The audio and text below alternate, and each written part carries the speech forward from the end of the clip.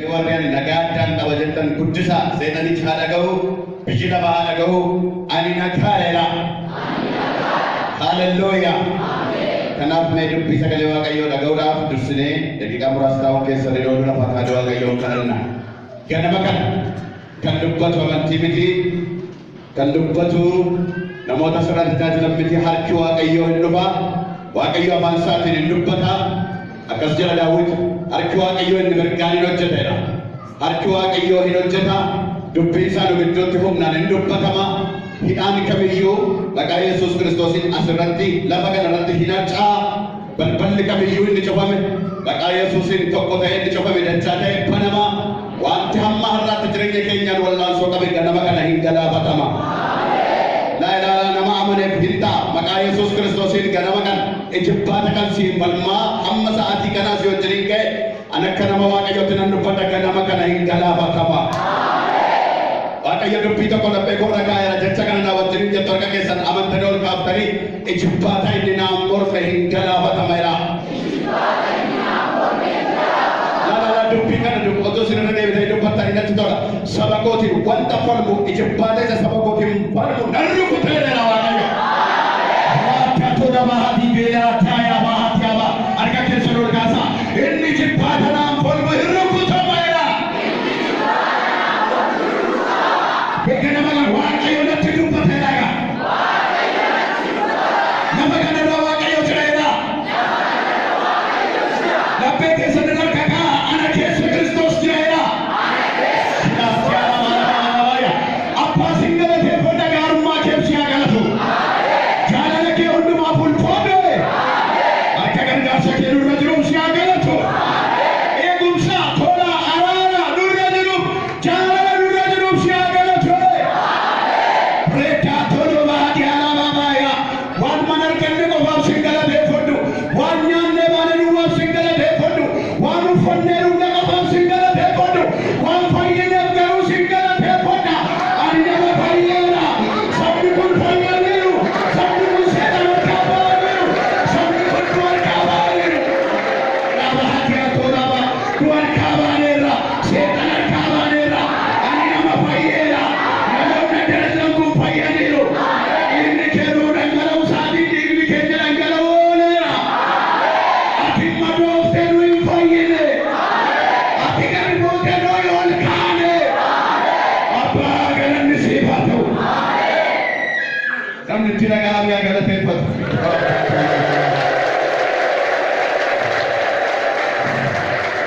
Amma siin kadhadha lafa kanarratti of mul'isi. Amma siin kadhadha lafa kanarratti humna kee mul'isi. Kunoo namoonni namicha dhagni isaa dhagan tokko du'e akka ittiin gara isaatti geessan dhabanii baatii manaa isa diriiraa bananii fuula isaa duratti gadi buusanii humni fayyisuu Waaqayyoo si Yesuusii wajjiniin ture jedhamee caafame jira. Humna fayyisuu kee isa Yesuusii wajjiniin ture. Humna hojii isa Yesuusii wajjiniin ture. Humna hojii isa Yesuusii keessa ture sanaan ganama kana maqicha maqaa jiraataa yommuu waa beelallabu humnichaan hojii lafa kanarratti akka hojjettu sin kadhadha jaalala kee haa ta'u. Gadi jedhee laachee ol jedhi. Dhokannee irraa mul'adhu. Lafa kanarratti kan mul'atu dubbiin dubbatamu kan kee duwwaa haa ta'u. Amma hundumtuu harka keessa lollaa kaasaa namatti gocha ilaaluun barbaadu. Biraata toba haalatii baantaayyuu baatii gireetar debaaya. Ebiraata daalatii baatu ati abbaayi dibaayi. Sammuu namaatiin kan lolu, jireenya namaatiin kan lolu, eebba namaatiin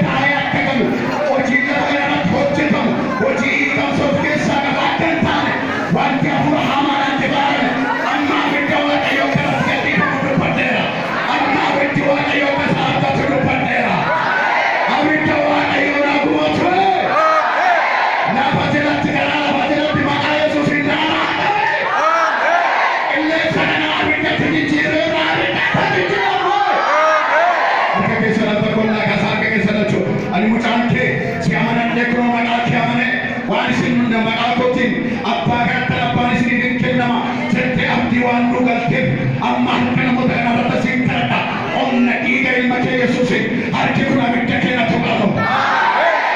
Sila harka uumamaa ture amma harka abiddaa ta'u. Faayiddaa tarraadhaa shika. Abiddi kee amma haran galu harka nama kanaa. Gaata dabaatiiba. Bakka pappaayyaa dhaaturroo hadiika. Abiddi kee amma harka namoota kanaa laala qaba. Abiddaaya latirra jibbaa shika hawwiga. Amma eetar jabbaata. La sammuu namoota irraa waaqayyo waan amma godhu qaba. Sammuu keessan irraa akka keessan naa kaasa. Ebaanta laraa shekataaya. Ebardaaya pilaa tiraatoomaan shekataaya. Shikuleera abidda waaqayyo. Shikuleera abidda waaqayyo. Shikuleera abidda waaqayyooti sammuu namaa qabdee kan jirtu. Jireenya namaa qabdee kan jirtu. Lubbuu namaa qabdee kan jirtu. Nan ajjeesa kan jirtu. Nan nyaadhaa kan jirtu. Kan kooti. Kan kooti. Anatu guddifate. Anatu guddifate. Kan kooti. Nan nyaadhaa. Nan wareeggadha kan jirtu. Amma abidda waaqayyoo si tabboomeera. Abidda waaqayyoo si tabboomeera. Sammuu namoota kanaarraa. Jireenya namoota kanaarraa. Abidda waaqayyoo si tabboomeera. Wanti maqaa Yesuusiin. Sammuun namoota kanaa maqaa Yesuusiin bilisaa ba'a. Wangeela hubatanii sammuu isaanii bana jedhamee akkuma caafame maqaa Yesuusiin sammuun namoota kanaa dubbii akka hubataniif haa banamu. Qilleensa kana keessa akka keessa. Ani filmaan kee amannee akka keenya qilleensa kana irratti ol kaa'amneerra. Ammaa jalqabee qilleensi kun qilleensa uumamaa miti. Ammaa jalqabee qilleensi kun qilleensa abidda qabuudha. Hafuurri hamaan keessa taa'uu hin danda'u. Dhukkubni keessa taa'uu hin danda'u. Laalala Solomoon manicha ijaaree akkuma xumureen humni waaqayyoo ulfinni waaqayyoo bifa duumessaatiin manicha keessa hin guute jedhamee akkuma caafame. Amma kunoo maqaa Yesuusiin mana kana keessa humna maqaa gooftaa Yesuusiin duumessa ulfina kee haa gootu.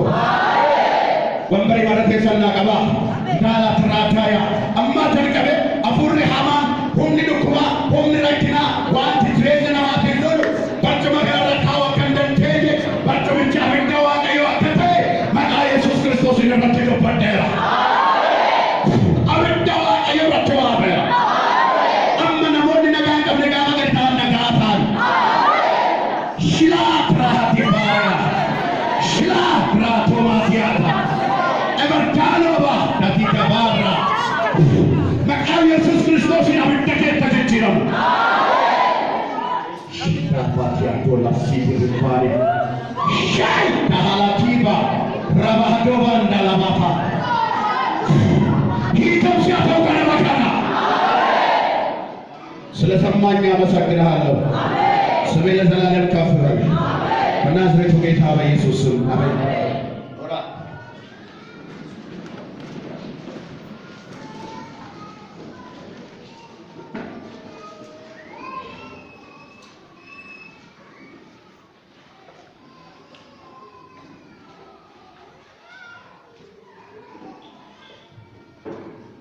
Nagaan waaqayyoo siif haa ta'u. Dabalee nagaan waaqayyoo siif haa ta'u. Hanga ammaatti warra nu tajaajilan dura bu'uudhaan obboleessa keenya Abbabee akkasumas meeshaa taphachuudhaan toosiftoota nu dura bu'anii nu wajjin waaqeffachaa turan kwaayirii warra beeksisa hundumaa hanga ammaatti warra tajaajilaniin harka keessan ol kaasaa waaqayyo sin eebbisu jedhaanii. Dabalaa fi siniifis waaqayyo sin eebbisu. Ganama kana sagalee dubbii waaqayyoo walii wajjin nageenya akkuma beekamu torbeen kun torbee ayyaana yaadannoo dhalachuu gooftaa keenya Yesuus Kiristoosii. Gooftaa Yesuus engedda gaafa ayyaaneffanne sana dhalate osoo hin taane nu keessatti karaa hafuura isaatii nu keessatti dhalateera. Haa ta'u iyyuu malee daa'ima keenyaaf iyyuu happy birthday jechuun keenya oolu baga guyyaa dhalachuu keetii geessee baga waggaa kee geessetti jechuun keenya oolu faayisaa biyya lafaa isa ta'e nuuf jecha gara biyya lafaa isa dhufe Yesuus Kiristoosiinis mee utuu inni isin bira jiraate utuu nama isin ilaaluudhaaf qaamaan akkuma koo kana yookiin akkuma gaaficha mana qulqullummaa keessatti lallabaa ture sana dhufee nutti lallabuu dhufe maal jettuun galateeffachuudhaan galateeffadhaati isaanis galateeffama baga geessanii. Jira Yesuus Sanuwanga guyyaa saddeet moo waggaa saddeet booda dhageenye nuyi warri Itoophiyaadha. Baay'ee booddeen tafnee dhageenye guyyaa dhalachuu isaatii. Garuu immoo hunda dursa nu keessatti dhalateera. Abeen jettu seen ture garuu isin hin jenne. Sagalee dubbii Waaqayyoo keessaa kutaa dura dubbifame Qolaasaayis boqonnaa tokko lakkoofsa 25 kaasee kan dubbifame irra deebi'ee 25-26 dubbisa. Sararatan dubbadha. 25-26 Qolaasaayis boqonnaa tokko lakkoofsa 25-26. Akka hojii isiniif hojjechuudhaaf Waaqayyo irratti kennetti dubbii Waaqayyo guutummaa waliin ga'uudhaa fi hojjetaa waldaa kiristaanaa ta'eera. Dubbiin kun bara durii jalqabee dhaloota turan dura dhokatee ture. Amma garuu warra Waaqayyoof qulqullaa'an itti mul'ifameera.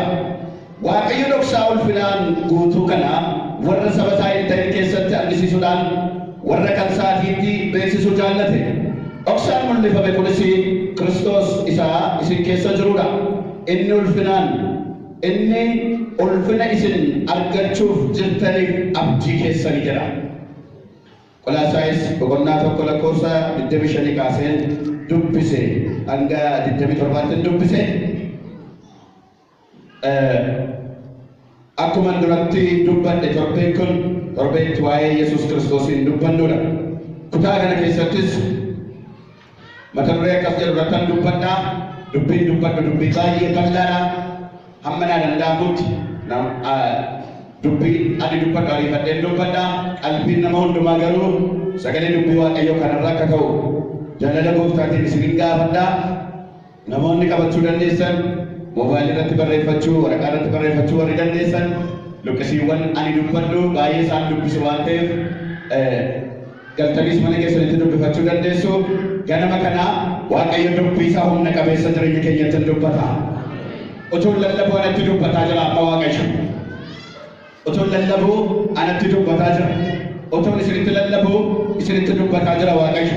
Dhoksaa nutti mul'ifamee nu mul'ise mata duree jedhu irratti dubbadha. Dhoksaa nutti mul'ifamee nutti mul'atee nu mul'ise. Dhoksaa nutti mul'atee nuun immoo nu mul'ise. Dhoksaa nutti mul'atee nuun immoo nu mul'ise. Mata duree jedhu irratti dubbadha. Dhoksaan kun jedha Phaawulos kutaa kana keessatti gaafa laallu ergaanni gara Qolaasaayisitti barreesse kun yeroo ergaa kana barreesse Phaawulos waldaa kana qaamaan dhaqee hin beeku. Waldaa Qolaasaayisiin qaamaan dhaqee tajaajilee itti lallabee hin beeku. Phaawulos mana hidhaa keessa jira yeroo dubbii kana dubbatu. Mana hidhaa keessa jira. Waldaa kana keessatti garuu rakkoo guddaa tokkotu uumamee ture. Waldaa kana keessatti rakkoon uumame rakkoo barsiisa sobaati. Barsiisa sobaa namoonni baay'een ka'anii dubbii isa dhoksaa mul'ifamuuf jiru yookiin waa'ee dhoksaa isa mul'ifame waa'ee Kiristoos dubbachuudhaaf yookiin barsiisuuf ka'anii waan dogoggoraa saba sana waan qabsiisaniif sabni sun firmisii keessa yookiin jeeqamsa keessa galee ture. Waa'ee waldaa kanaa Ephaafiraa nama jedhamurraa dhaga'e odeeffannoo waa'ee waldaa kanaa jechuudha. Mana hidhaa keessa taa'ee alaa kana gara isaanitti barreesse ergaa kana. Kanaaf jedha Phaawulos ani hojjetaa Waaqayyoo isa dhugaadha. Akka warra isin goyyoomsaa jiranii, akka warra isinitti sobaa jiranii, akka warra barumsa dogoggoraa isin barsiisaa jiranii tun taane nan shakkina an hojjetaa isaa amanamaa yookiin wangeela kanaaf jedhee gatii kaffalaa kanan jiru an hojjetaa Waaqayyooti. Garuu barreeffama kana ergaa kana naaf simadhaa. Dhugaa jiru tokkoon isinitti hima. Dhugaan jiru kunis isa dhoksaa isa nu gidduutti mul'ate innis Kiristoosidha jedheetu itti dubbata. Waldaa Qolaasaayisitti jechuudha. Kanaaf egaa kutaan kun har'a gaafa sana Phaawulos Qolaasaayisitti haa dubbatu maleessaa har'as dubbiin kun nutti dubbata. Lakkoofsa 26 akkas jedha. Dubbiin kun bara durii jalqabee dhaloota turan duraa dhokatee ture. Amma garuu warra Waaqayyo qulqullaa'an itti mul'ifameera. Dubbiin waa'ee Kiristoos kun dhoksaa jireenyaa inni ta'e, dhoksaa fayyinaa divine mystery inni ta'e kun Kiristoos namoota baay'eedhaaf hin galleef namoota baay'ee jala dhokateera. Nuun garuu warra isa simanneef warra isa amanneef nutti mul'ifameera. Haalelooyaa! Mee warri Kiristoos isinitti mul'ate, warri Kiristoos isiniif galee harka keessan ol kaasa.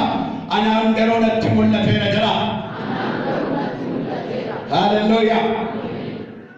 Kanaaf akkas jedhe namoota baay'eedhaaf hin galle dhaloota turan duraa dhokatee ture. Amma garuu warra Waaqayyoo qulqullaa'anitti mul'ifameera. Hin jeeqaminaa. Waan hin dhooftotaan waan isaan dubbataniin hin jeeqaminaa. Tasgabbaa dhoksichi mul'ifameera jedhamu. Haaleluyyaa.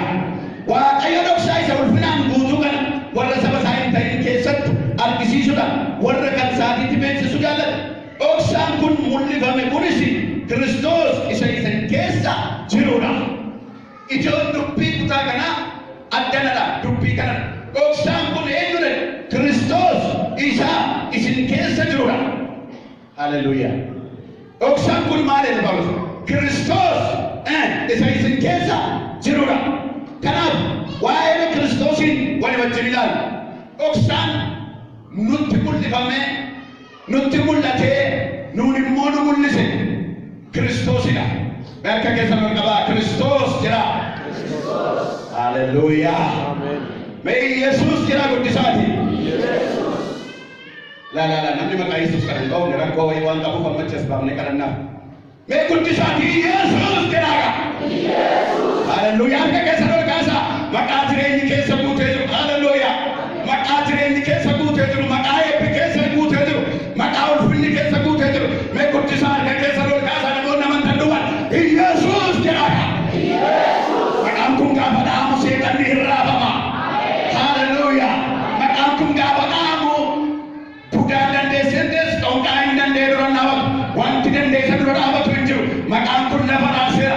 Maqaan kun galaana gargar kuteera. Maqaan kun abidda bishaan godheera. Maqaan kun naafa diriirseera. Maqaan kun du'aa kaaseera. Mee namni kanatti amanu guddisee Yesuus haa jedhuudha. Waan tokkoon isinitti hima. Hin eebbifamtu, hin guddattu, hin jiraattu. Lafa kana irratti Waaqayyo waan isin barbaachisu hundumaa isinii kenna. Mootummaa Waaqayyoo immoo Kiristoositti warra amantan silaa kan keessan xumurameera. Garuu eebbi keessan paaspoortiidhaan cufamaa. Eebbi waan nuyi eebbifamu jireenyi nuyi lafa kana irratti jiraannu paaspoortii dijiitichaa qabuun cufamaa. Moobaayilii keenya akkuma cufnee namatti olaane namni kan biraan baluu hin dandeenye paaspoortii isaaniitu beekaa jiru. Paaspoortiin kunis Yesuus jedhama. Sinii galeera kun Waaqayyoo bagalatu. Mee Yesuus jedha barreessaa warra iskiriiptoo qabdan beeka dijiitii Yesuus jaamkine dijiitichaa afaan Oromootiin yoo barreessine dijiitichaan cufame. Waan sitti hima akka ati ceetu akka ati guddattu sitti himameera ta'uu danda'a. Yesuusin malee guddinni garuu hin jiru. Without this passport, there is no growth, no development, no blessing. Bagalitti maki. Hallelujah. Yesus jiraataadha. Hallelujah. Laala waan tokko isinitti hima Kiristoosiin malee jireenyi hin jiru. Yohaannis boqonnaa 15 yoo dubbifatan anatti gargar baatanii homaa tokko iyyuu gochuu. Maal jedhe? Namatti dubbadhaa maqaa Yesuusin. Hin dandeessanii. Yesuusin malee waan tokko gochuu fiiguu dandeessu garuu mo'uu hin dandeessan. Nagaduu dandeessu garuu milkaa'uu hin dandeessan. Karaa Yesuusin garuu namni paaspoortii kanaan seene eebba harka Waaqayyoo keessaa baafata. Jireenya harka Waaqayyoo keessaa baafata. Qeesiin keenya lubni eebbisan yeroo baay'ee waan kana dubbatu. ATM itti fayyadamnu mana baankiiti. Paaspoortii isaa waan beeknuuf itti gashine paaspoortii keenya itti gashina. Inni immoo wiqqifata warqama abbaa dhibba abbaa shantama amma immoo abbaa dhibba lamaa yoo dhufe warqama guddame nu dhangalaasa. Akkuma kana namni Yesuusitti amaneef jireenyi hin dhangalaa'a. Namni Yesuusitti amane paaspoorticha nama laphee isaa keessaa qabu nama jireenya isaa keessa Yesuus jiru. Nama kanaaf jireenyi wal dorgomee gara sadaqaa. Sehingga jireenyi wal dorgomee gara sadaqaa. Anatu dura dhagaa lakkee anatu dura dhagaa lakkee anatu dura dhagaa. Yohaannis 21 gooftaa Yesuus Kiristoos du'aa ka'ee gara bartootaa dhaqe. Isaan qurxummii qabaa jiru. Gaafa inni gara isaa dhaqee jedhu isaan qurxummii qabaa jiru. Halkan guutuu dadhaban halkan guutuu yaalan dadhaban sababii Yesuus deemaa gara isaanii dhaqee markaba isaanii irra taa'ee kanarra darbadhu jedhee itti dubbate duwwaadha. Gaafa isaan xiyyoo qurxummii isaanii galaanichatti gad darbatan qurxummii coccoomoon 553 ta'an anatu dura seenaa lakkii anatu dura seenaa maal ta'e qurxummii anna jalaa jedhii maal ta'e anna jalaa jedhii dhanii wal dorgomanii gara xiyyoo qurxummii Phexros faatti fiigan. Yesuusin of keessaa qabaannaan warri Yesuusitti amantan garaan keessan afaanii utuu hin taane garaadhaan Yesuus dhuguma isin keessa kan jiraatu waan lafarraa kana fayyaaddeenna wal dorgomee gara mana keessanitti wal dorgomee gara gola keessanitti wal dorgomee gara jireenya keessanitti eebbiin fiiga'ee garuu jala moreessanitti raajiin dhibbatee kaa dubbatamu karaa iyyuu haa dubbatamu karaa raajii sana haa dubbatamu karaa gosa dubbatamu anis jalqabee qabde garuu dhiwwii Yesuusin malee mormaatiin jiru. Hallelujah! Shatarraba shika la bossa kata warra hakila buta kaya la bossa baya warra isa amananii famma waaqee basata tobsaaya haala tolo bara la baya gaana dana moni paaspoortii kana qaban waan isaan dhigeen banatwe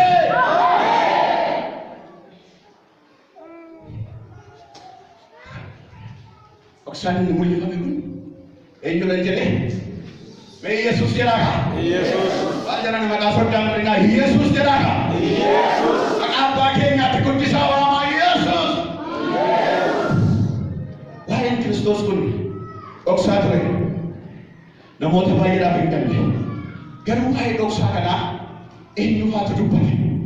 Macaafa qulqulluu keenya gaafa laalu uumama boqonnaa tokko lakkoofsa tokko kaasnee hamma mul'ata Yohaannis lakkoofsa dhumaa jirutti jalqabaaf dhumni macaafa qulqulluu walakkeessi macaafa qulqulluu waa'ee dhoksaa kanaa waa'ee Kiristoos. Macaafa qulqulluu keenya keessatti karaa adda addaatiin ifee jira. Tokkoffaarratti Waaqayyo abbaan iyyuu nuuf hin galle malee saba sanaaf hin galle malee bara qabuu boobaatti tokkoffaarratti Waaqayyo abbaan iyyuu ofiisaatii dubbateera.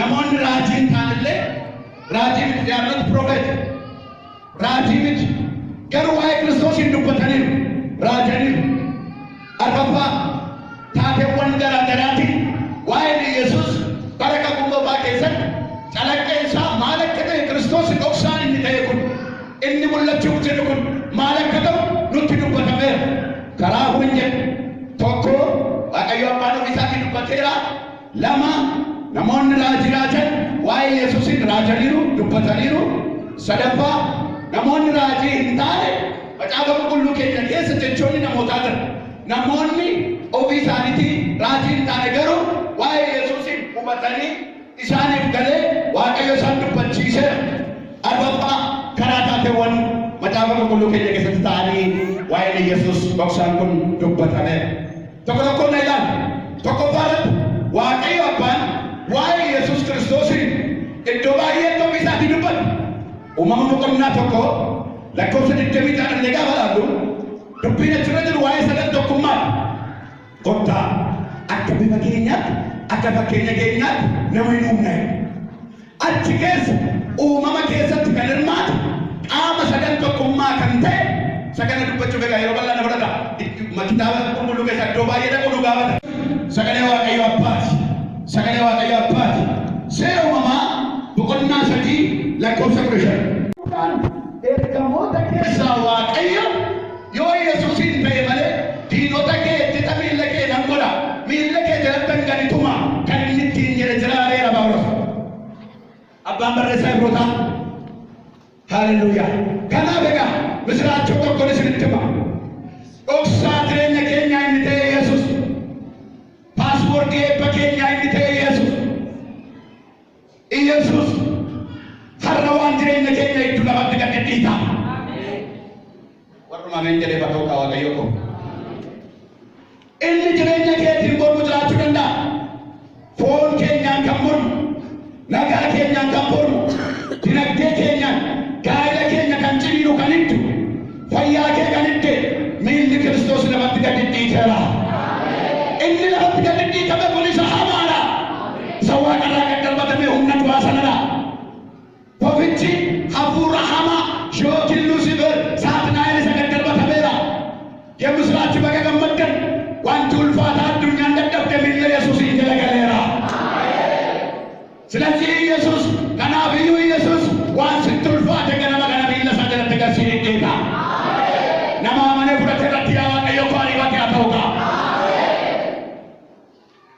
waa'ee Yesuus Waaqayyo abbaan dubbateera raajonni bara kakuu moofaa hanga Yohaannis cuuphaatti jiran hanga Yohaannis cuuphaatti warri jiran raajonni gurguddoo maajoon profeet meeyinen profeet warri nu ittiin jennu hundumti isaanii raajaniiru dubbataniiru fakkeenyaaf Zakkaariyaas boqonnaa 9 lakkoofsa 9 dhaqqalee dubbifatan rakkoo Zakkaariyaas 9 dhaqqalee dubbifatan gammadi yaateewwan mootiin kee inni sirratti moo'u mootiin kee kunoo gad of deebisee yaa ilmoo harree yaabbatee gara mandara kee seenaa jira dhufeera gara kee dhufeera dubbiin kun isa Kiristoos ilmoo harree yaabbatee mandara Samaariyaa seeneedha Hosaayinaa jedhanii isa isaan simatan sana argisiisa ilmootiin asitti Zakkaariyaas gana waggaa 300 fuula dura taa'ee dubbatu kun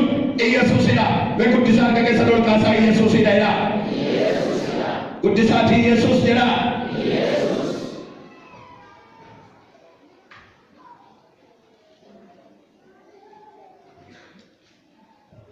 nagaan isiniif haa ta'u hanga ammaatti waan dubbanne isinii galaa hubatamaa miti si'a baay'ee nan ariifadha waan ta'eef wanti inni dubbatu namaan galuu hin ariifadha maal waan jedhaniif sirriitti nu hubachuu qabdu wanti nu asii kun sirriitti namaaf hubatamuu qaba action gochi keenya namni garmalee hubata jechuun dubbii asirraa nu dubbannu maal jechuu akkam barbaade sirriitti nu hubadhaa haleluuyaa mee Yesuus jiraataadha dabalaati Yesuus jiraataadha dabala guddisaa Yesuus jiraataadha warri fooqii irraa kun mosilaatti ol dhiyaatanii tumee guddisaa sagalee keessa warri fooqii duwwaan Yesuus jiraataadha mee warri duuba jirtan guddisaa Yesuus jiraataadha Hallelujah. Tokko farat waaqayyo abbaan ofiisaatti waa'ee Kiristoosiin dubbate. Lamma farat raajonni dubbatanii Isaayyaas 9:9 Isaayyaas 9:9 lakkoofsa 6 kaastanii 7 gaafa dubbifattan ilmi nuuf kennameera mucaan nuuf dhalateera humni mootummaa aangoon guddaa harkateera jedhee waa'ee Yesuusiin dubbata asiichi waggaa 750 fuula dura dubbate kan waan isin galamu waggaa 750 fuula dura dubbate inni garuu dhufee lafarratti dhalachuu isaatiin raajiin Isaayyaas mirkanaa'eera. Akkasumas Yohaannis Cuuphaan akkas jedhe yaada garaa keessanii geeddaradhaa mootummaan Waaqayyoo dhiyaateera gooftichaaf karaa tolchaa gaarri gadi jedhu dachaa lola kabada gufuun hundumtuu funaana mola anamma bishaaniin isin cuuphane Yohaannis inni anarratti dhufu garuu hin jabaa ta'e hidhaa miilla isaatii du'ii kun anaaf hin ta'u Yohaannis Cuuphaan. Hallelujah. Anaaf hin ta'u hidhaa miilla isaatii kun iyyuu anaaf hin ta'u inni bishaanii babiddaan isin cuupha ani gartokkeen isin cuupha inni garuu dachaadhaan isin cuupha. Abidda Waaqayyoon cuuphamaa'ee. Ameen. Irra deebi'ee jedha abidda Waaqayyoon cuuphamaa'ee. Ameen. Yohaannis boqonnaa tokko lakkoofsa 29 lattanii yoo dubbifattan 30 yoo dubbifattan ilaa hoolaa Waaqayyoo jedhe. Hallelujah. Ilaa hoolaa Waaqayyoo isa cubbuu biyya lafaarraa fuudhu. Inni ani ana booddee hin dhufa. Hidhaa miilla isaatii du'ii kun hin ulfaata. Inni abiddaan isin cuupha jedhee waa'ee isaa raajii isinitti dubbadhe isa kana.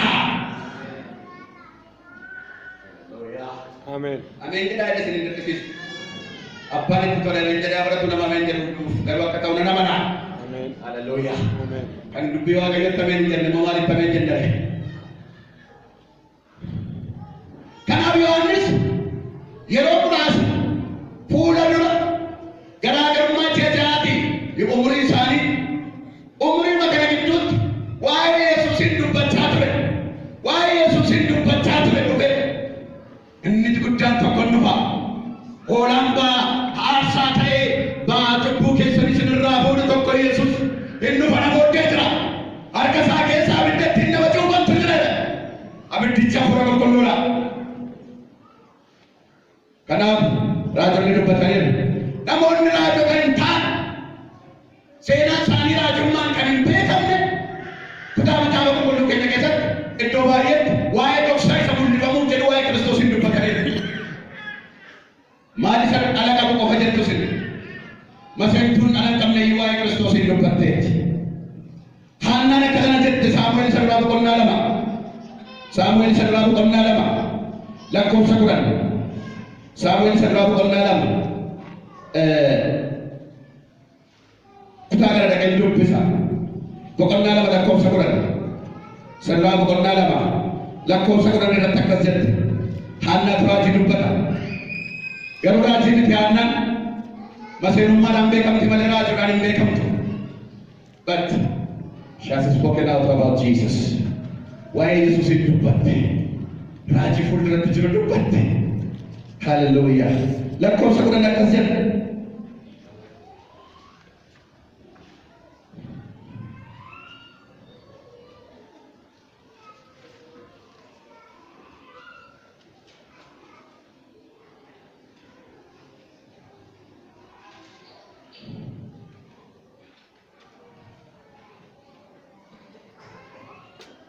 Waaqayyo waaqarraan isaanitti hin qaqawweessaa warri isaan morkatanii ol nurreeffamu inni daadhiidhaan madaalitti biyya lafaatti farada isa ofii dibee moosiseef garuu humna hin kenna jedhe. Isa dibee moosiseef inni humna hin kenna jettee dubbatte. Haannaan inni ofii isaatii dibee inni moosisu iddoo biraatti hiika kan biraan inni masii isaatiif humna hin kenna masii isaa ololiin qabeera. Kanaaf waa'ee masiichaa waa'ee isa dibamee moosifamuuf jedhu waa'ee Yesuusiin dubbattee jirti. Akkasumas Luqaas boqonnaa 1:42-45 irratti Elsaabeet raajii miti. Luqaas boqonnaa 1:42-45 irratti Elsaabeet raajii miti. Elsaabeet raajii miti. Garuu raajii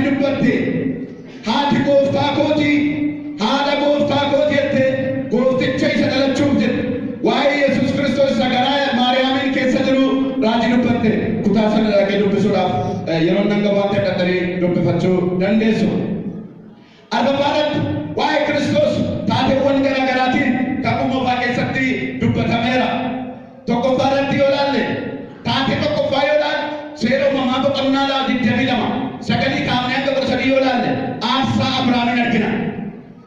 Abrahaam Waaqayyo akkasittiin jedhe qoreessa laaludha. Mucaa tokkittii qabdu kana garaa jabaadhuuti. Ilseesiniiti garaa jabaadhu gadhiiti. Aarsaa qorinaa dhiyeessittiin jedhe Waaqayyo Abrahaamin. Abrahaam Yisihaaqin Yisihaaqin meeqa booda kakuu waggaa dheeraa booda argate. Ala namaatii Yisihaaq Abrahaamiif garuu Waaqayyo akkasittiin jedhe mucaa makee kana qalii aarsaa naa dhiyeessittiin jedhe. Hada makan ulfaatu laala kalau ofii qalanii aarsaa dhiyeessu.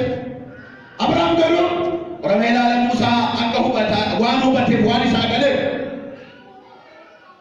gocha Abrahaam amma godhu kanaan Waaqayyo ergaa wayii biyya lafaatti dubbachaa waan jiru of duuban deebine mucaa isaatti aarsaa waan ta'u qoraan ittiin guban qopheessee guyyaa sadiif karaa deemee gaafa guyyaa sadaffaadhaa mucaa isaa aarsaa godhe dhiyeessuudhaaf gaarota Mooriyaa keessa jiran keessaa gaaras tokko irratti ol ba'eera sagaleen dubbii Waaqayyo. Gaafa sana Yisihaaq qoraan har'a itti fe'amee oofa dargaggoonni lama isaa wajjin jiru. Iddoo itti aarsaa dhiyeessan sana gaafa ga'e gaafa guyyaa sadaffaa kutaa kanarratti alee dubbifatan.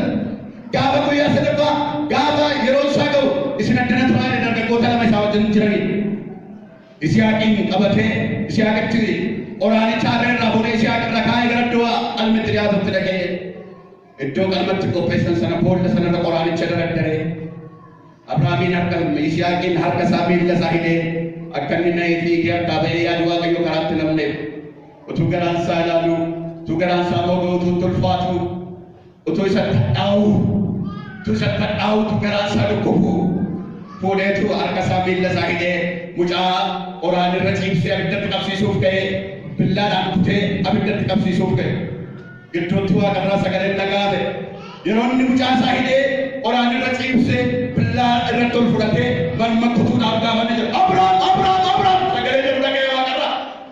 Abrahaam sagalee jedhu gaafa dhaga'u Abrahaam billaa morma mucaarraan ga'ee dhiisee jechuudha galagale. Gaafa inni ilaalu sagalee guddaatu Waaqa keessaa dhaga'amaa jira.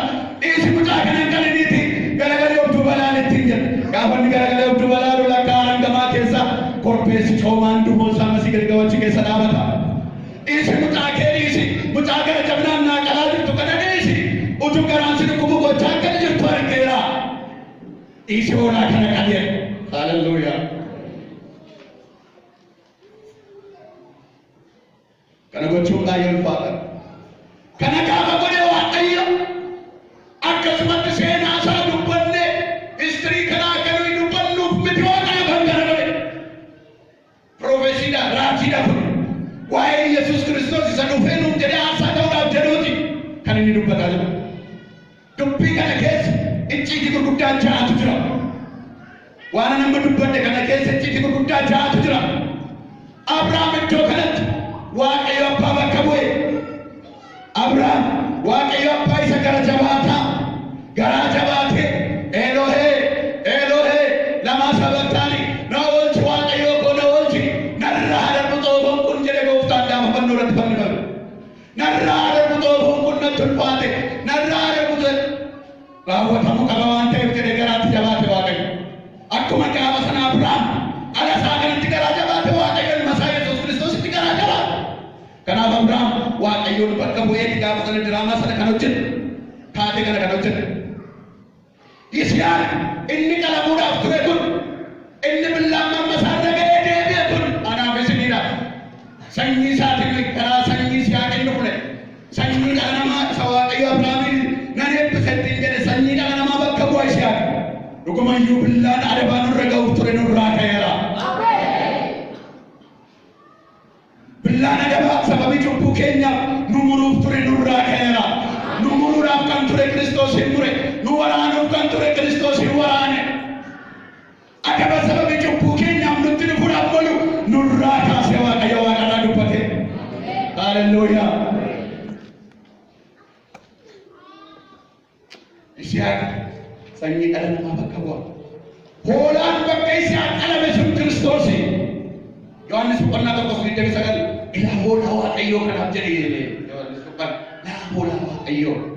Do you see the Lamb of God? Akka jirtu hoolaa Waaqayyoo kana. Hoolichi Kiristoos isa bakka keenya qalame sana.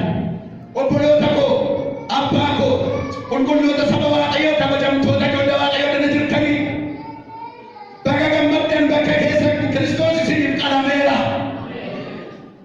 Bara Yesuus namni qalame bakka keessan Kiristoos isiniif xoofoo isiniif dhufe adaba isiniif dhufe Kiristoos isinirraa fuudheera. Adaba sababii cubbuutiif nutti murtaa'e du'a bara baraa isa dhala namaatti murtaa'e sana gaafa dhalli namaa boommi cabsee jannata Eden keessaa gadi ba'e Waaqayyo akkas godhe gaafa isa dubbadde dhagaa Waaqayyo akkas godhe akka namni jannata sanatti ol hin deebine akka kaleessaa shaakalee akka nachi walitti hin deebine ergamaa billaa naannoo qabatu billaa sodaachisaa qabatu naannoo balbalaa jannataa sana kaa'eera sagalee dubbii Waaqayyo seeruma waaqonna sadeetti erga billaan kun baay'ee sodaachisaa billaa kana bira namni kamiyyuu darbuu hin danda'u laala billaa kana bira darba jedhanii Addaamii fi Hewaan akka kaleessaa shaakalanii nu ta'e kanaaf Yishaaq dhala namaa nuun bakka bu'a hoolichi Kiristoosiin bakka bu'a abiddichi gaafa sana qoraanichi ittiin boba'e sun qoromsa biyya lafaa isa Yesuus Kiristoos nuuf jedhee baateera qoromsa Yesuus Kiristoos ittiin gubame ittiin boba'e sanadha dhiibbaa isarra ga'eedha mataa isarra ga'eedha Isaayyaas boqonnaa 8 yoo dubbifattan bifa isaallee jijjiirameedha ganaa Isaayyaas boqonnaa 750 dura ta'eedha bifumti isaallee jijjiirame kamti baateello fuulli isaallee jijjiirame simboo namummaa gadhiisee tureeffamuudha kanaaf siif har'a warra uffannee dhiqannee sanaa inni barcuma buunee warra ta'e ta'e sinii galee namoonni raajiin taanillee raajii miti jaarratti profeet raajii miti garuu waa'ee Kiristoosiin dubbataniiru raajaniiru arfaffaa taateewwan garaa garaatiin waa'ee Yesuus bara kakuu keessatti calaqqeen isaa maal akka ta'e Kiristoos dhoksaan inni ta'e kun inni mul'achuuf jedhu kun maal akka ta'u nutti dubbatameera karaa hunje tokko Waaqayyo abbaan ofii isaatiin dubbateera lama namoonni raajan waa'ee Yesuusiin raajaniiru dubbataniiru sadaffaa namoonni raajii hin taane macaafa qulqulluu keenya keessa jechoonni namootaa jira namoonni ofii isaaniitii raajii hin taane garuu waa'ee Yesuusiin hubatanii isaaniif galee Waaqayyo isaan dubbachiiseera arfaffaa karaa taateewwan macaafa qulqulluu keenya keessatti ta'anii waa'ee Yesuus dhoksaan kun dubbatame tokko tokkoon na ilaala tokkoffaarratti Waaqayyo abbaan waa'ee Yesuus Kiristoosiin iddoo baay'eetti ofii isaatii dubbata uumama boqonnaa tokko lakkoofsa 26 gaafa laallu dubbiin achirra jiru waa'ee sadan tokkummaadha kottaa akka bifa keenyaatti akka fakkeenya keenyaatti nama hin uumne achi keessa uumama keessatti kan hirmaatu qaama sadan tokkummaa kan ta'e sagana dubbachuuf egaa yeroo bal'aa na fudhata kitaaba qulqulluu keessa iddoo baay'ee dhaquu nu gaafata sagalee Waaqayyo abbaati sagalee Waaqayyo abbaati seera uumamaa boqonnaa 3 lakkoofsa 15 ergamoota keessaa Waaqayyo yoo Yesuusiin ta'e malee diinota kee ittisa miilla kee nan godha miilla kee jalatti gadi tuma kan inni ittiin jedhe jiraareera Phaawulos abbaan barreessaa Ibrootaa haalleluuyaa kanaaf egaa misiraachoo tokkoon isinitti hima dhoksaa jireenya keenyaa inni ta'e Yesuus paaspoortii eebba keenyaa inni ta'e Yesuus har'a waan jireenya keenya itti lafatti gadi dhiita warruma ameen jedhee bakka Waaqayyo ko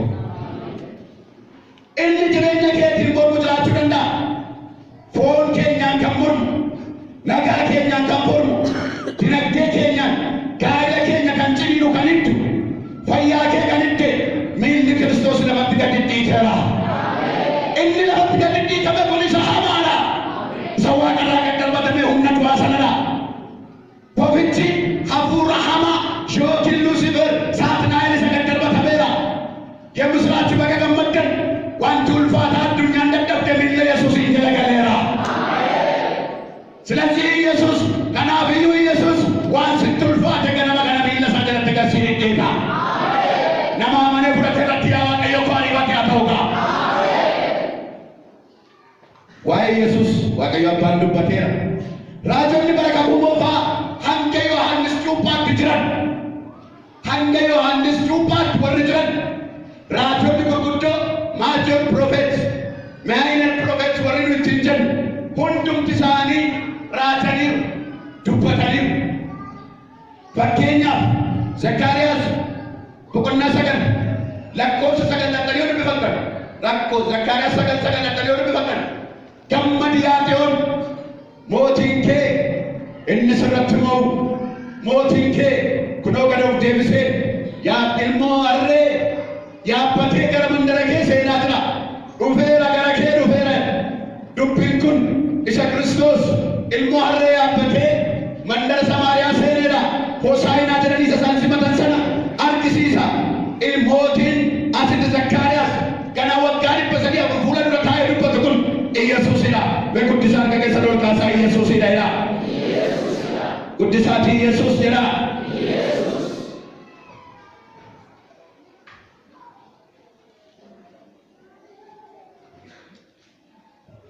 Lagaan isinii fata'u.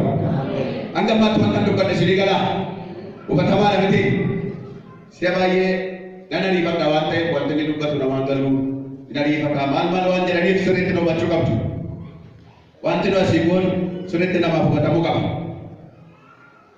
Asheen gochi keenya namni garmalee hubata jechuun dubbii asirraa nu dubbannu maal jechuu akkan barbaade sirriitti nu hubadhaa. Haaleluyyaa. Mee Yesuus jiraataadha. Dabalati Yesus jirata raya. Dabala guddisa Yesus jirata raya. Warri foki ragun masilat tor diatani tu me guddisa sagade ke warri foki duwan Yesus jirata raya. Me warri duwa jirtan guddisa Yesus jirata raya. Hallelujah. Tokko farat Waaqayyo abbaan ofisa waa'ee Kiristoosin dubbate.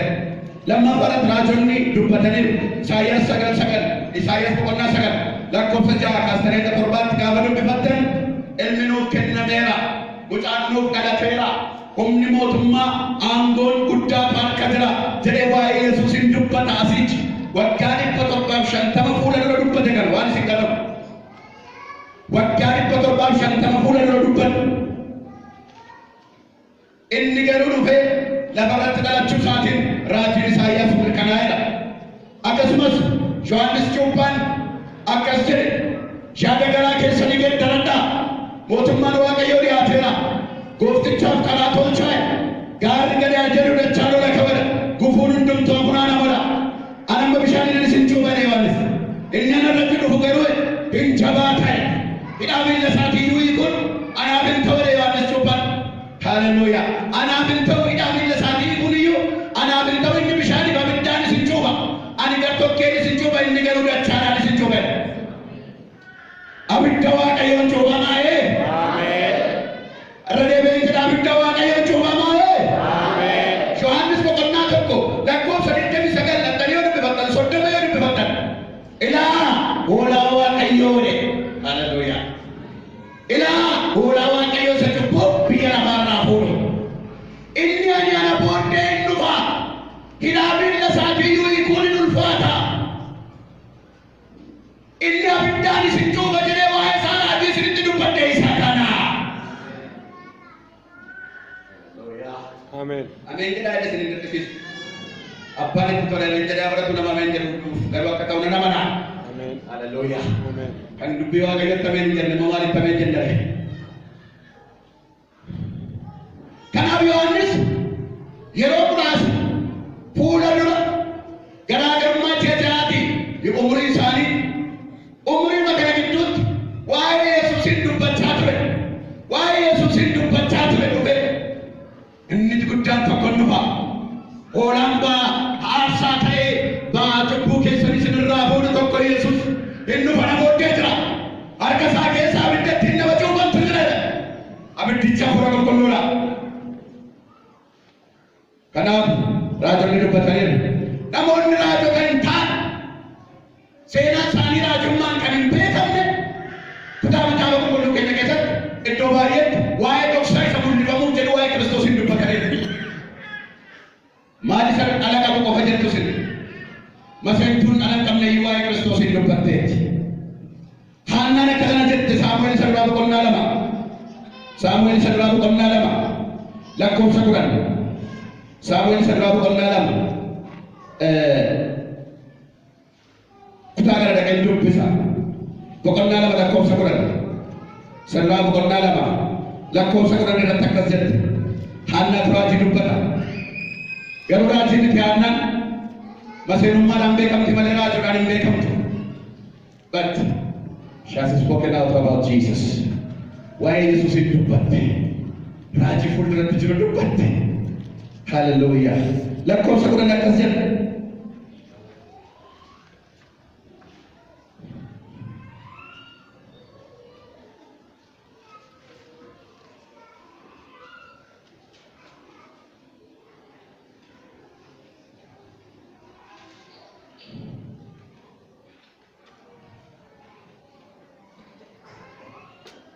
Waaqayyo waaqarraan isaanitti qaqawweessa warri isaan morkatan ol nurreeffamu inni daariidhaan madaalitti biyya lafaatti marada isa ofii dibee moosiseef garuu humna hin kenna jette. Isa dibee moosiseef inni humna hin kenna jettee dubbatte. Haannaan inni ofii isaatii dibee inni moosisu iddoo biraatti hiika kan biraan inni masii isaatiif humna hin kenna masii isaa ololeen qabeera. Kanaaf waa'ee masiichaa waa'ee isa dibamee moosifamuuf jedhu waa'ee Yesuusin dubbattee jirti. Akkasumas Luqaas boqonnaa 1:42-45 irratti Elsaabeet raajii miti. Luqaas boqonnaa 1:42-45 irratti Elsaabeet raajii miti. Elsaabeet raajii miti. Garuu raajii dubbatte haati gooftaa kooti haadha gooftaa kooti jette goofticha isa dhalachuuf jedhe waa'ee Yesuus Kiristoos isa garaa Maariyaamiin keessa jiru raajii dubbatte. Kutaa sana dhaqee dubbisuudhaaf yeroo nan gabaatti dhaqanii dubbifachuu dandeessu. Argabbaadhaatti waa'ee Kiristoos taateewwan garaa garaatiin kakuma keessatti dubbatameera. Tokkoffaadhaatti yoo ilaalle taatee tokkoffaa yoo ilaalle seera uumamaa boqonnaa 22 sagalii kaafnee hanga 13 yoo ilaalle aarsaa Abrahaamin argina. Abrahaam Waaqayyo akkasittiin jedhe qoreessa laaludha. Mucaa tokkittii qabdu kana garaa jabaadhuuti. Ilseesiniiti garaa jabaadhu gadhiiti. Aarsaa qorinaa dhiyeessittiin jedhe Waaqayyo Abrahaamin. Abrahaam Yisihaaqiin Yisihaaqii meeqa booda kakuu waggaa dheeraa booda argate. Ala namaatii Yisihaaq Abrahaamin. Garuu Waaqayyo akkasittiin jedhe mucaa makee kana qalii aarsaa dhiyeessittiin jedhe. Haga makkan ulfaatu laata dhala ofii qalanii aarsaa dhiyeessu. Abrahaam garuu qoramee ilaalan Musaa akka waan hubateef waan isaa galeef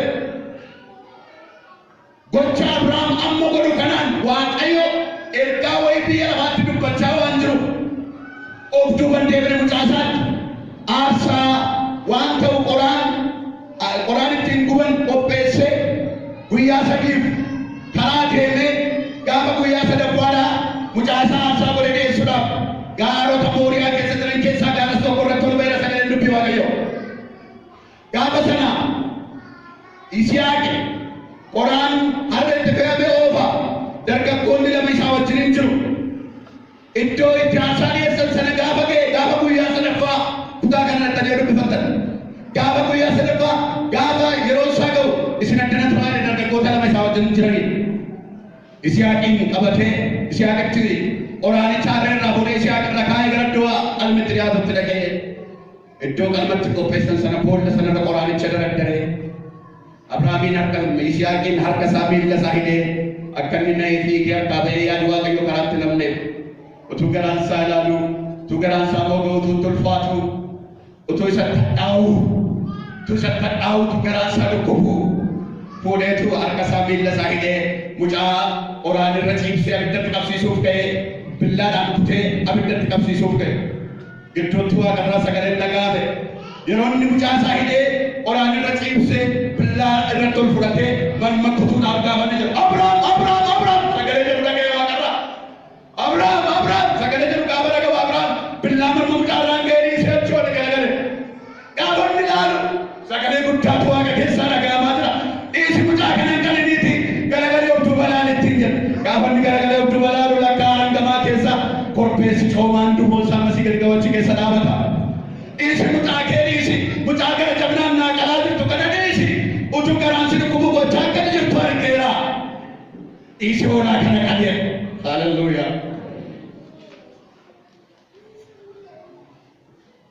kana gochuun baay'ee ulfaata kana gaafa godhe waaqayyo akkasumatti seenaa isaa dubbanne histirii kanaa akka nuyi dubbannuuf miti waaqaa kan kana godhe Profeesiidha raatiidha kun waa'ee Yesuus Kiristoos isa dhufee nuuf jedhee aarsaa ta'uudhaaf jedhuuti kan inni dubbataa jiru dubbii kana keessa icciitii gurguddaa ja'atu jira waan nama dubbadhe kana keessa icciitii gurguddaa ja'atu jira Abrahaam iddoo kanatti waaqayyo abbaa bakka bu'e Abrahaam waaqayyo abbaa isa gara jabaataa garaa jabaatee Elohee lamaa sabaktaani na oolchi waaqayyo koo na oolchi narraa hadarbu xoofoon kun jedhe gooftaan gaafa fannoo irratti fannifame narraa hadarbu xoofoon kun natti ulfaate narraa hadarbu raawwatamuu qaba waan ta'eef jedhe garaatti jabaate waaqayyo akkuma gaafa sana Abrahaam ala isaa kanatti garaa jabaate waaqayyo ilma isaa Yesuus Kiristoositti garaa jabaate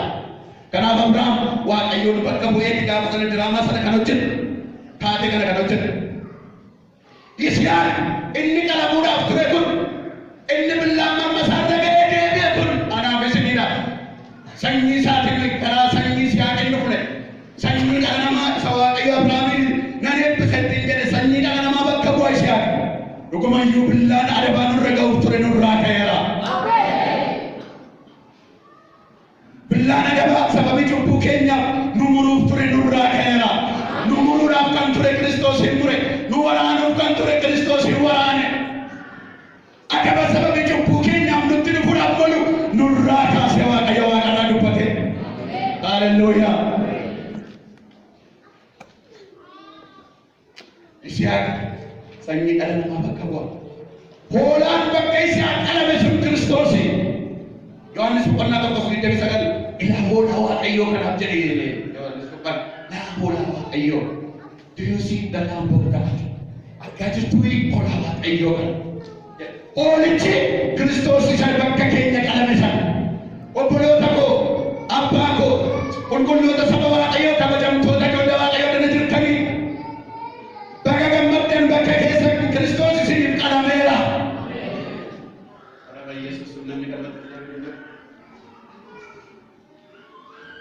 bakka keessan Kiristoos isiniif xoofoo isiniif dhufe adaba isiniif dhufe Kiristoos isinirraa fuudheera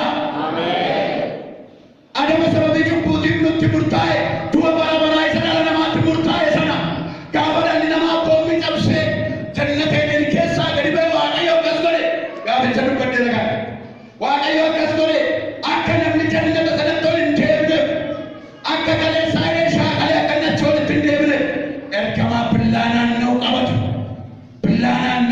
billaa sodaachisaa qabatu naannoo balbalaa jannataa sana kaa'eera sagalee dubbii waaqayyo seerama waaqonna sadii akka dubbatan erga billaan kun baay'ee sodaachisaa billaa kana bira namni kamiyyuu darbuu hin danda'u laala billaa kana bira nan darba jedhanii Addaamii fi waan akka kaleessaa bushaa kalanii nu ta'e kanaaf Yisihaaq dhala namaa nuun bakka bu'a hoolichi Kiristoosiin bakka bu'a abiddichi gaafa sana qoraanichi ittiin boba'e sun qoromsa biyya lafaa isa Yesuus Kiristoos nuuf jedhee baateera qoromsa Yesuus Kiristoos ittiin gubame ittiin boba'e sanadha dhiibbaa isarra ga'eedha mataa isarra ga'eedha Isaayyaas boqonnaa 8 yoo dubbifattan bifi isaa hin jijjiirameedha ganaa Isaayyaas boqonnaa 7:50 dura ta'eedha bifumti isaa hin jijjiirame kan qibaateello fuulli isaa hin jijjiirame simboo namummaa gadhiisee tureebamuudha kanaafsiif har'a warra uffannee dhiqanne sanaa inni barcuma duumne warra ta'eef ta'e sinii galeera kanaaf Yisihaaq dhala namaa nuun bakka bu'a hoolichi Kiristoosiin bakka bu'a abiddichi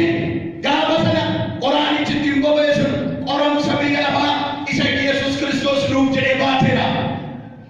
Qoramsa Yesuus Kiristoos ittiin gubame ittiin boba'e sanadha. Dhiibbaa isarra ga'eera. Mataa isarra ga'eera. Isaayyaas boqonnaa 8 yoo dubbifattan bifa isaatiin jijjiirameera. Ganaa Isaayyaas boqonnaa 7:50 dura ta'eera. Bifti isaatiin jijjiirame kan qibaateello. Fuulli isaatiin jijjiirame simboo namummaa gadhiisee tureeffamuudha. Kanaaf siif har'a warra uffannee dhiqannee sanaa inni barcuma buunee warra ta'e ta'e.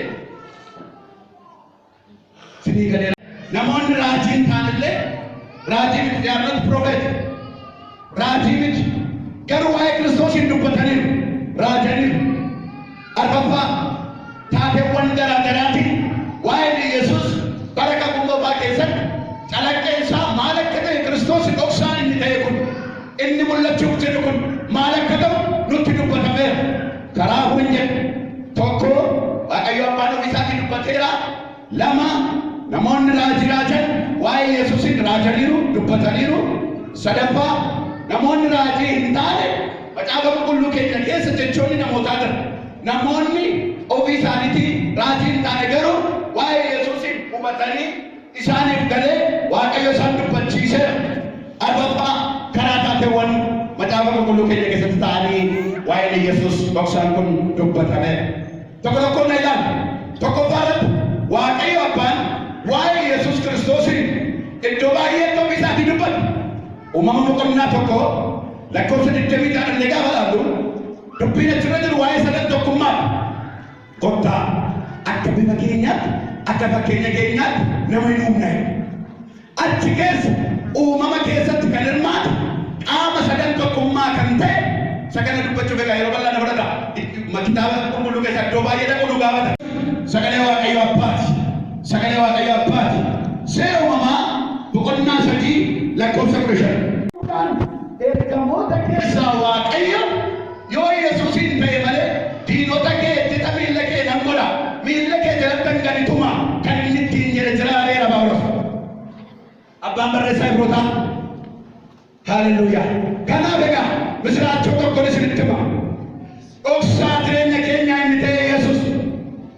Paaspoortii eebba keenyaa inni ta'e Yesuus. Yesuus har'a waan jireenya keenya iddoo lafatti gad dhiita. Warra maameen jedhee bakka Waaqayyo qabu. Inni jireenya keetiin mormu jiraachuu danda'a. Foon keenyaan kan mormu, nagaa keenyaan kan mormu, dinagdee keenyaan, gaa'ela keenya kan ciniinu kan hiddu, fayyaa kee kan hidde, miilli Kiristoos lafatti gad dhiiteera.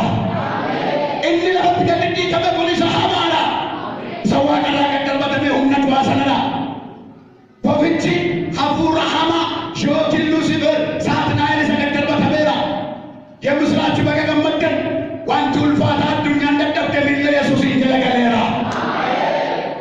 ስለዚህ ኢየሱስ ከናብዩ ኢየሱስ ዋን ስትልፋ ተገና መገና ሚላ ሳደረ ተጋሲን ጌታ ነማመነ ፍረተራ ቲያዋ ቀዮፋሪ ዋት ያተውካ ዋይ ኢየሱስ ዋቀዮ አባን ዱበቴራ ራጆኒ በረካ ቡሞፋ ሀንገ ዮሐንስ ጩባት ጅራን ሀንገ ዮሐንስ ጩባት ወርጅራን ራጆኒ ጉጉዶ ማጆር ፕሮፌት ማይነር ፕሮፌት ወሪኑ ትንጀን ሁንዱም ትሳኒ raajaniiru dubbataniiru. Fakkeenyaaf Zakkaariyaas boqonnaa 9 lakkoofsa 9 yoo dubbifatan rakkoo Zakkaariyaas 9 yoo dubbifatan gammadi yaateewwan mootiin kee inni sirratti moo'u mootiin kee kunoo gad of deebisee yaa ilmoo harree yaabbatee gara mandara kee seenaa jira dhufeera gara kee dhufeera dubbiin kun isa Kiristoos ilmoo harree yaabbatee mandara Samaariyaa seeneedha. Hosaayinaa jedhanii isa isaan simatan sana argisiisa. Mootiin asitti Zakkaariyaas gana waggaa 300 fuula dura taa'ee dubbatu kun Yesuusidha. Guddisaa harka keessa ol kaasaa Yesuusidha jedha. Guddisaatii Yesuus jedha.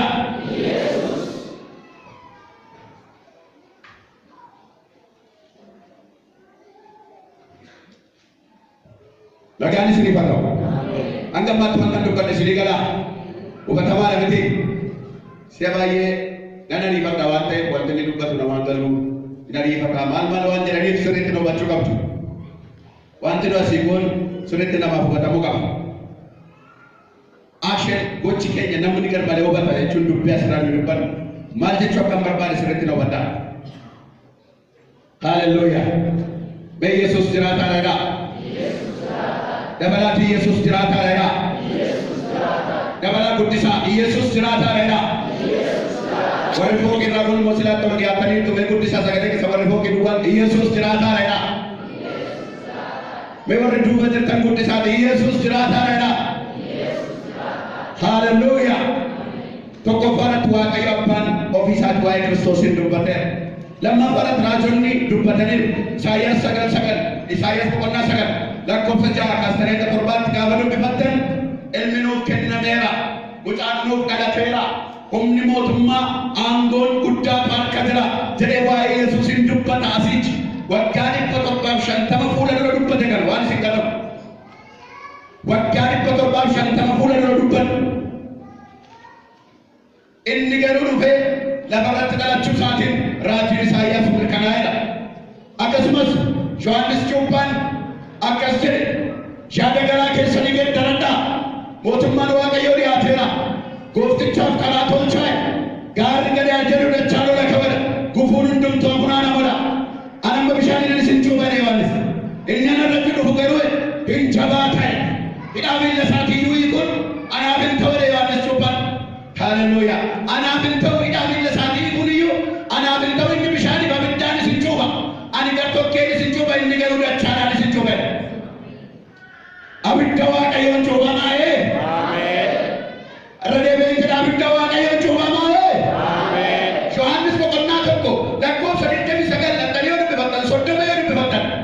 Ilaa hoolaa Waaqayyoo jedhe. Hallelujah. Ilaa hoolaa Waaqayyoo isa cubbuu biyya lafaarraa fuudhu. Inni ani ana booddee hin dhufa. Hidhaa miilla isaatii iyyuu hiikuun hin ulfaata. Inni abiddaan isin cuupha jedhee waa'ee isaa raajii isinitti dubbadhe isa kana. Ameen. Ameen jedhaa jedhe isin dirqisiisu. Abbaan itti tole ameen jedhee abaratu nama ameen jedhu garuu akka ta'u nama naa. Ameen. Hallelujah. Ameen. Kan dubbii Waaqayyootti ameen hin jenne immoo maaliif ameen jennare?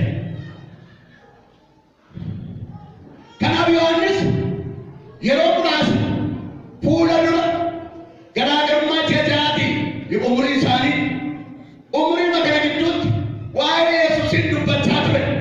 Waa'ee Yesuusin dubbachaa ture dhufe. Inni guddaan tokko dhufa. Hoolaan ba'aa aarsaa ta'ee ba'aa cubbuu keessan isinirraa fuudhu tokko Yesuus hin dhufa na booddee jira. Harka isaa keessaa abidda ittiin nama cuuphantu jira. Abiddicha hafuura qulqulluudha.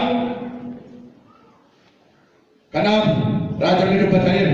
Namoonni raajota hin taane seenaa isaanii raajummaan kan hin beekamne kitaaba qulqulluu keenya keessatti iddoo baay'eetti waa'ee dhoksaa isa mul'ifamuuf jedhu waa'ee Kiristoosin dubbataniiru. Maal isa dhala qabu qofa jettu sin maseentuun dhala hin qabne iyyuu waa'ee Kiristoosin dubbatteetti. Haannaan akka kana jette Saamu'eel isa duraa boqonnaa 2 Saamu'eel isa duraa boqonnaa 2 lakkoofsa 10 Saamu'eel isa duraa boqonnaa 2 kutaa gara dhaqee dubbisa. Boqonnaa 2 lakkoofsa 10 isa duraa boqonnaa 2 lakkoofsa 10 irratti akkas jette. Haannaatu raajii dubbata. Garuu raajiin itti haannaan maseenummaadhaan beekamti malee raajiidhaan hin beekamtu. But she has spoken out about Jesus. Waa'ee Yesuusin dubbatte. Raajii fuulduratti jiru dubbatte. Hallelujah. Lakkoofsa 10 akkas jedha.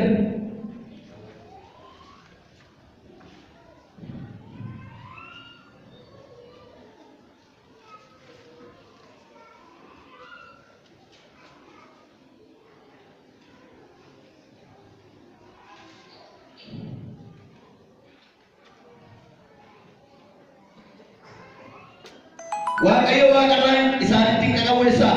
Warri isaan morkatanii wal nurreeffamu. Inni daariidhaan madaalitti. Inni daariidhaan madaalitti biyya lafaatti marada. Isa ofii dibee moosiseef garuu humna hin kenna jedhe. Isa dibee moosiseef inni humna hin kenna jettee dubbatte. Haannaan inni ofii isaatii dibee inni moosisu iddoo biraatti hiika kan biraatti inni masii isaatiif humna hin kenne masii isaa ololiin qabeera. Kanaaf waa'ee masiichaa waa'ee isa dibamee moosifamuuf jedhu waa'ee Yesuusin dubbattee jirti.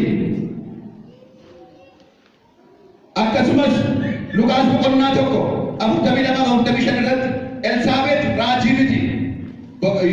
Luqaas boqonnaa tokko 42-45 irratti Elsaabeet raajii miti.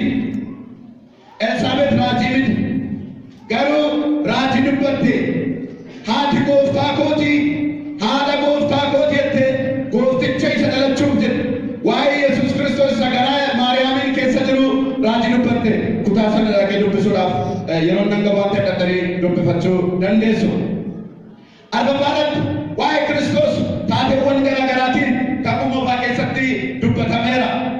Tokkoffaadhaatti yoo ilaalle taatee tokkoffaa yoo ilaalle seera uumamaa boqonnaa 22 sagalii kaafnee hanga 13 yoo ilaalle aarsaa Abrahaamin argina. Abrahaam Waaqayyo akkasittiin jedhe qoreessa laaludha. Mucaa tokkittii qabdu kana garaa jabaadhuuti. Ilseesiniiti garaa jabaadhu dhaqiiti. Aarsaa godhinaa dhiyeessittiin jedhe Waaqayyo Abrahaamin.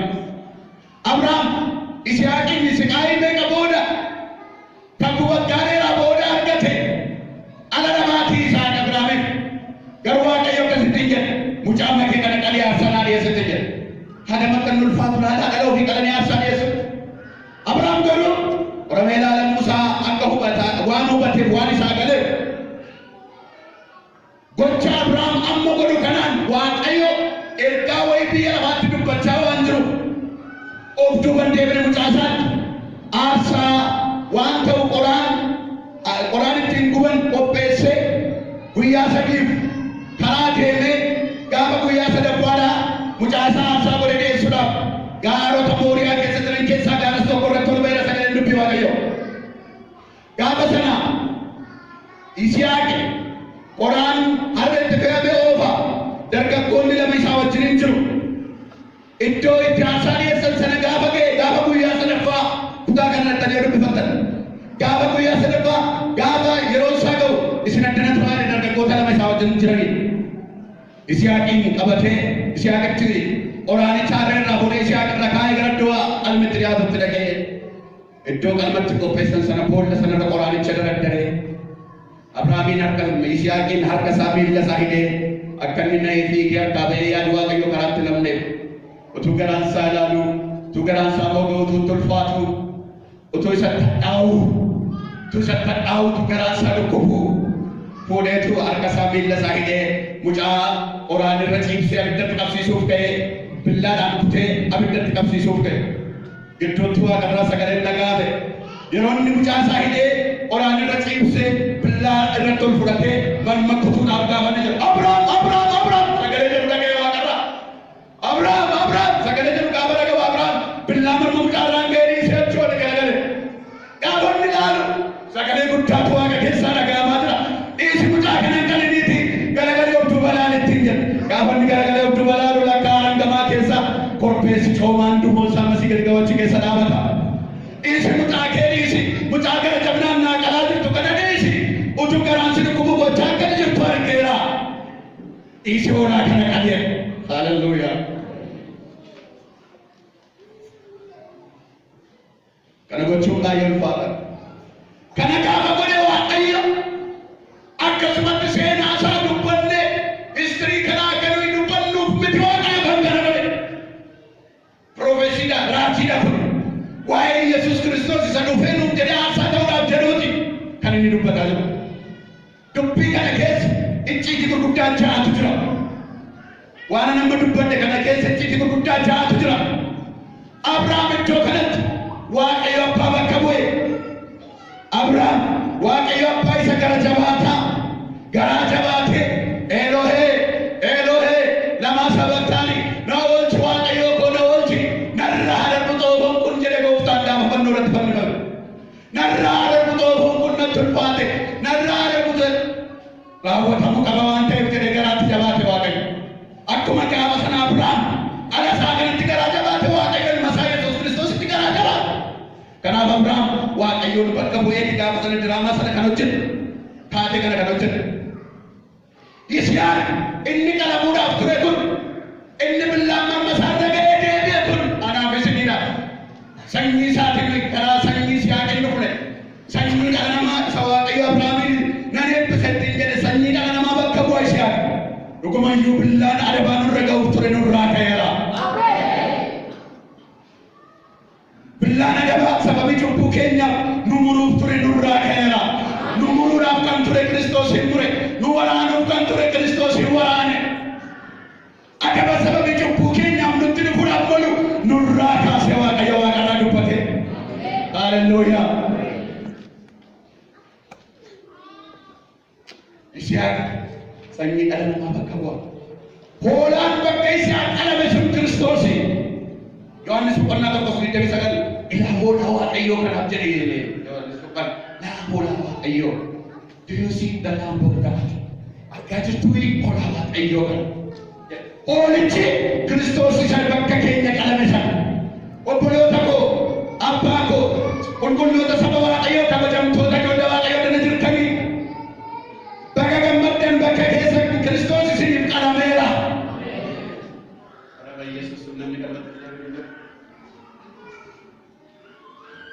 Bakka keessan Kiristoos isiniif xoofoo isiniif dhufe adaba isiniif dhufe Kiristoos isinirraa fuudheera. Adaba sababii cubbuutiif nutti murtaa'e du'a bara baraa isa dhala namaatti murtaa'e sana gaafa dhalli namaa koomii cabsee jannata Eden keessaa gadi ba'e Waaqayyo akkas godhe gaaficha dubbadhee dhagaa. Waaqayyo akkas godhe akka namni jannata sanatti ol hin deebine akka kaleessaa shaakalee akka nachi olitti hin deebine ergamaa billaa naannoo qabatu. Billaa naannoo qabatu, billaa sodaachisaa qabatu. Naannoo balbalaa jannataa sana kaa'eera sagalee dubbii Waaqayyo seerama Waaqonna sadeetan dubbatan. Erga billaan kun baay'ee sodaachisaa. Billaa kana bira namni kamiyyuu darbuu hin danda'u laala. Billaa kana bira nan darba jedhanii Addaamii fi Waaqa akka kaleessaa bushaa qalanii nu ta'e. Kanaaf Yisihaaq dhala namaa nuun bakka bu'a. Hoolichi Kiristoosiin bakka bu'a. Abiddichi gaafa sana qoraanichi ittiin boba'e sun qoromsa biyya lafaa isa Yesuus Kiristoos nuuf jedhee baateedha. Qoromsa Yesuus Kiristoos ittiin gubame ittiin boba'e sanadha. Dhiibbaa isarra ga'eedha. Mataa isarra ga'eedha. Isaayyaas boqonnaa 8 yoo dubbifattan bifi isaa hin jijjiirameedha. Ganaa Isaayyaas waggaa 750 dura ta'eedha. Bifumti isaa hin jijjiirame kan qibaateello. Fuulli isaa hin jijjiirame simboo namummaa gadhiisee utuu reebamuudha. Anaabsiif har'a warra uffannee dhiqannee sanaa inni barcuma buunee warra ta'e dhufu ta'e.